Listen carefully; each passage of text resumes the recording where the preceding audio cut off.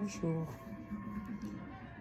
Alors aujourd'hui nous sommes à Montréal, Canada, le lundi 23 septembre 2024. Ok. Je pense qu'il est peut-être 2 heures du matin chez nous.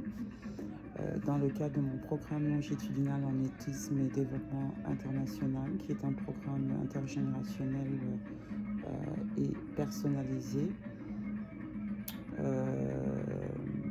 Dans le cadre de cette sensibilisation concernant la prévention et la répression des génocides des autochtones ou tentatives des génocides des autochtones Ouélé ou Bangui. En me référant au rapport Mapping, comme vous savez, nous avons été victimes des exactions des crimes odieux commis par le Rwanda de Kagame. Pourquoi ces crimes sont restés sous silence jusqu'à date? C'est ce qu'on le saura dans les jours, les semaines, les mois à venir ou années qui viendront. C'est pour ça que j'ai fini ma thèse sur la question du génocide ou tentative des génocides des autochtones Ouélo-Bangui et Yakoma RDC, sur le comment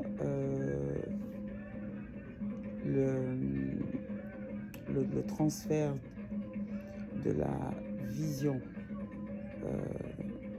de cette suprématie Ima-Tutsi a été transféré au niveau de la RDC, qui a été adoptée et qui a un impact dévastateur sur nous, les autochtones Ouélo-Bangui. Alors mon rituel, moi, Baramoto Yekwadi Albi de Bara, fille de Pama Baramoto Kata et de Dawedena Clémentine, issue de la première dynastie autochtone royale noire de Yakoma, du Ouélé ou Bangui, Yakoma ou Yakoma, de Kata. Je viens par la présente bénir mon pays d'accueil qui est le Canada, et je bénis toutes les nations des autochtones ici au Canada ainsi que dans le monde, et remercie à toutes ces personnes qui nous soutiennent de près et de loin. Alors me voici de retour après un moment d'absence que j'avais besoin aussi. Comme je vous l'avais dit, j'étais passée en audience suite à un accident professionnel que j'avais eu, et actuellement on attend la décision du juge. Donc pour aller droit dans le sujet, nous continuons notre série Ne jamais trahir nos terres, nos territoires et ressources. Ici, je voulais parler sur la question justement du génocide, que je dirais, parce que je l'ai démontré au travers de ma thèse qu'il y a eu effectivement un génocide des autochtones Ouélo-Bangui, en me référant au rapport Mapping, en relatant des faits, en me basant sur plusieurs juridictions, même sur des documents justement des génocides qu'il y a eu par le passé, tels que par exemple du Rwanda.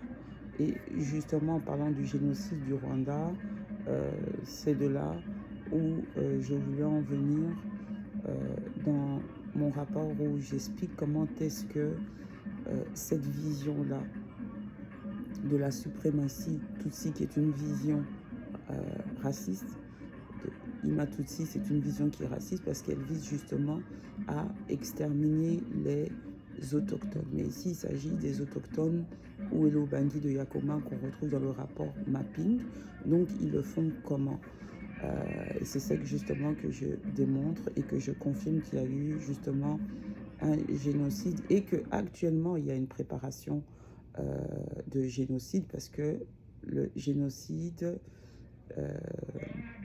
c'est un processus Et dans le processus justement de ce génocide actuel dont je vous parle, parce qu'il y a une structure qui a été mise en place par la tripartite cette fois-ci, avec la RCA, M. Kagame et Joseph Kabila. En parlant de Joseph Kabila, ce que je pourrais dire, c'est que je vais plutôt parler de la négation, le négationnisme justement, je dirais, et du génocide ou de la tentative de génocide des autochtones Welo-Bandi sous son père et sous Kabila fils, qui lui, pour lui, il a fait une passation de pouvoir aujourd'hui de façon pacifique avec le président Félix Tshisekedi, qui pour moi est une bombe à retardement. Monsieur Félix avait serré la main, peut-être pas du diable, mais d'un satano luciférique. Alors, comme vous savez, pour ceux qui lisent comme moi, dans chaque génocide fait l'objet justement d'une négation singulière dans sa forme.